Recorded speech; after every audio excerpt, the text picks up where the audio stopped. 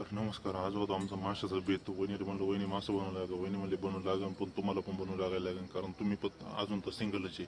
बरोबर चालतंय म्हणले. आता तुम्ही काय माझ्या कसं घ्यायला लागलेत. म्हणलं बनवू लागेल. मग आता काय चालतंय. आम्ही मी मासं बनवत होतो, तेच आमच्याकडे मधून मधून यायचे, घेऊन जायचे इकडून साईडनं.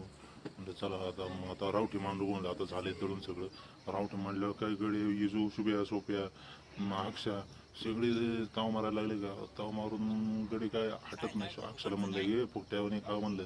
तू काय कधी बनवायच्या वेळेस कधी हजरच नसतोय. शिवायला म्हणलं आता झाले खाऊन दोन मस्त. बायकोला आता भांडी साफ करू लाग, कारण तुला दुसरं काय जमत नाही.